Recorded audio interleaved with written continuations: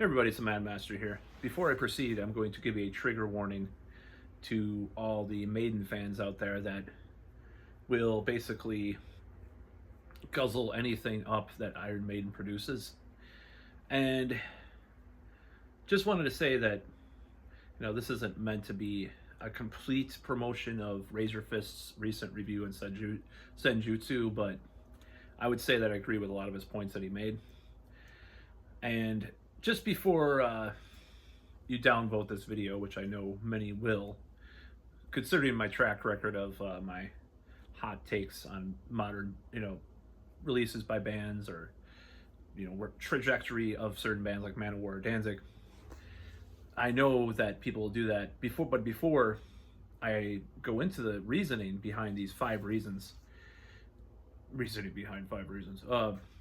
I will say that I'm doing a follow-up video of 5 reasons why modern Iron Maiden rocks, because I take a critical, but it's a subjective viewpoint on modern Iron Maiden, and I do not by any means hate their modern albums to the extent that some people do.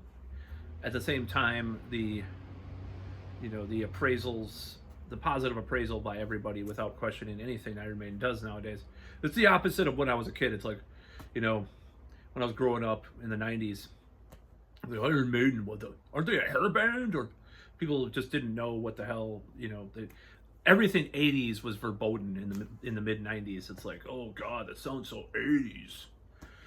So it's pretty funny.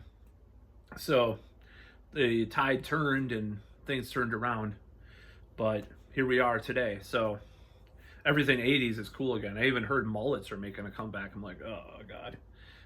So anyways, one of the reasons why modern Iron Maiden sucks is that their set lists don't take any chances. So you have these, retro themed tours like the one in 2013, I believe it was the Seventh Son, the 25th anniversary of Maiden England. They did this Maiden England tour, and they played a lot of the songs from that set list that they had and on the live album or live video VHS back in the day. And they missed a lot of songs that were pretty tantamount to being pretty essential for that set list to work.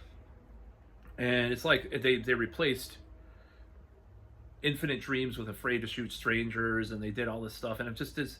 It's like, okay, it's cool hearing Seventh Son with Seventh Son, the title track, for the first time in 30 years or whatever. But at the same time, it's like, take a little more chances. So when they go on their regular tours, they'll play all these songs from the new album, then they'll play the same 4 or 5 songs: Run to the Hills, The Trooper, Number of the Beast. It's like Judas Priest even takes more chances. They'll throw in these weird tracks, like I'm a Rocker. One of the shows I saw, I'm like, what? I never expected to hear that.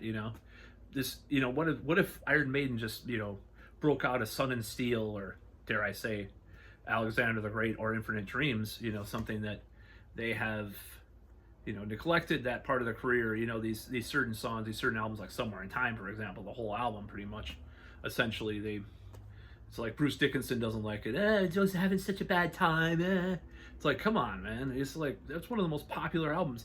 Internet polls do not lie, and all these videos I see from these, YouTubers are like, Seven Sons or Somewhere in Time's my favorite. It's like, it's a popular album. Why not play more songs from it? So anyways, that's reason number 5. Reason number 4, I would say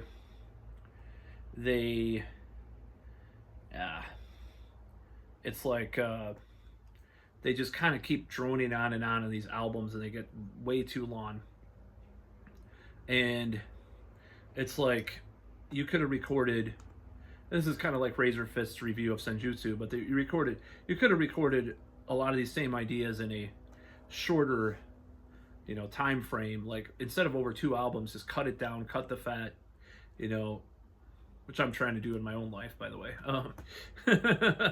So anyways,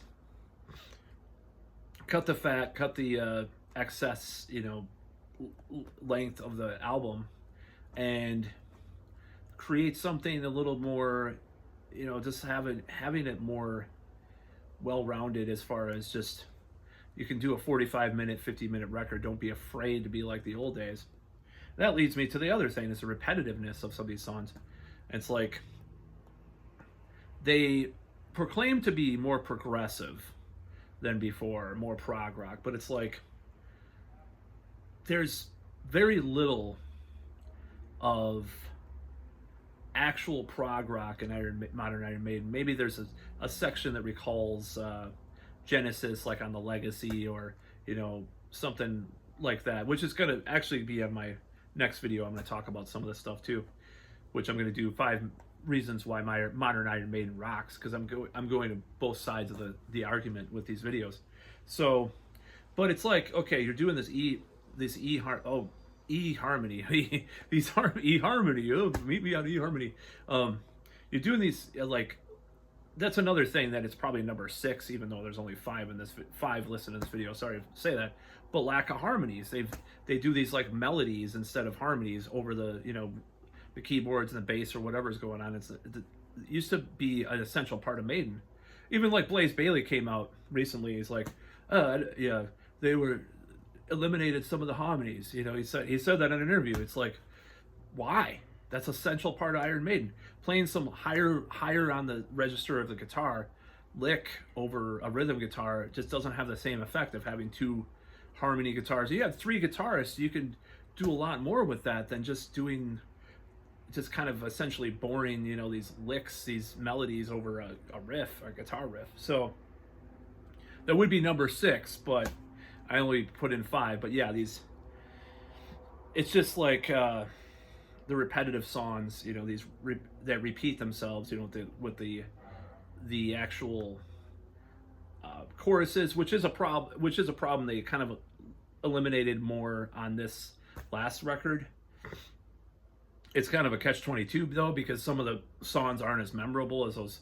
Even though you hate Angel and the Gambler, you can't get it out of your head. Don't you think I'm a savior? So that's another thing. And that leads me to another thing, is lazy performances. And I guess that would be number 3 or 2, I guess, or 1. I don't know. Number 1. And what I mean by this is that on the record, and you hear like Book of Souls, for example, and they all write the album in the studio as they're going along, and then play it live in the studio, record it with Kevin Shirley, and then they do the overdubs or whatever their formula is. By the time they've toured the album, you hear these live albums, they have way tighter performances, and it just sounds better. And I know that maybe on purpose, because they want to sound better live than on record, because Steve Harris is all about the live show.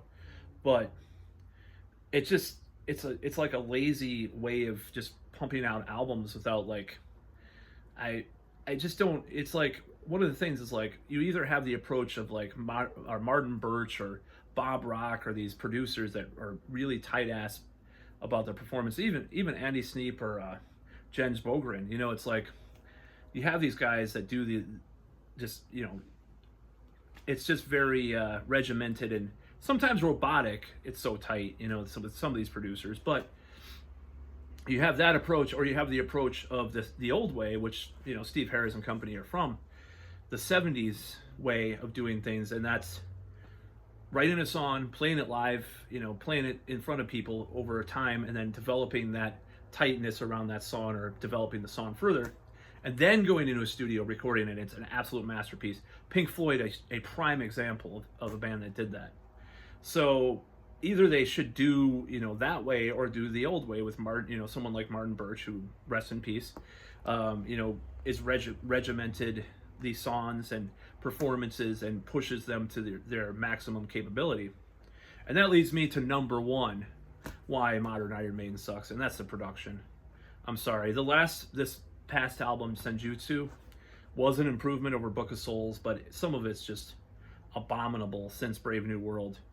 Just some of these production choices just don't make any sense. It sounds very muddy, muffled, just not alive at all. Final Frontier and this one have a little bit more of a sheen to it than anything since Brave New World.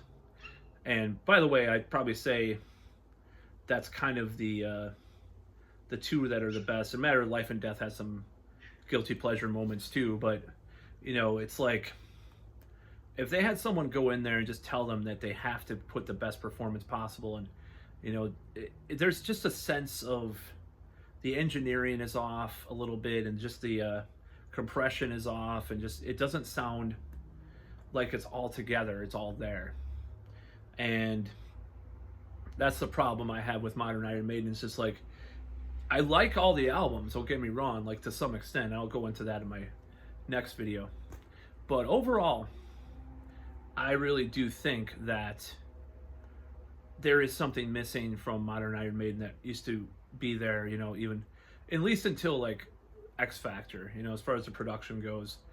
And even No Prayer for the Dying, I think, sounds their most hated record by the band's own admission in many ways, has a energy to it that is missing from the new albums. And this is not to bash Iron Maiden. Like I've heard a lot of live performances that have way more energy that they do now than they did on the record, like I said before. But it's missing something. So they need a swift, you know, they need a kick in the ass. Now all these like 9 out of 10 or 10 out of 10 reviews on all these, like just like Razor Fist said in this video, on all these like metal, you know, metal sucks, or you know, I think he called them metal cucks, but or you know, all these Metal Inquisition and Blabbermouth and Brave Words and Bloody Knuckles, all these just like raving reviews about Iron Maiden have not helped them their own sense of self. I think criticism is important sometimes as a musician. I'll speak in my own life. I used to sing for my own project, and I had a singer that was like interested in singing with me. I don't think it would have worked out with him, but he criticized my vocals. I'm like, and then I had someone else criticize my vocals. I'm like, hey, maybe I will look into getting a vocalist to sing on my stuff. And I finally did, and it improved the music 100%. So criticism is not a bad thing. I still listen to my old stuff that I recorded with my own vocals, and it sounds better than it did when it was criticized. It's aged a little better in my opinion than I had thought it would. But that point remains: is criticism is not a bad thing, and you know, there's some Iron Maiden bootlickers out there. I'll just call them bootlickers let's mix some political, you know, stuff in there. No, it's just like they will probably bash this video and say, "Oh, what's wrong with you? Why don't you like this record?" But it's the truth. I mean, what would you rather listen to? Your average, you know, Matter of Life and Death, you know. I mean, would you rather listen to different world than even the Wicker Man, or you know, even the Gainland versus? I mean, come on, Gainland versus Different World. Gainland demolishes it, you know. So I think Iron Maiden deserves some scorn towards some of their choices lately, and that, you know, I think they would improve as a result. That's about all. Peace out.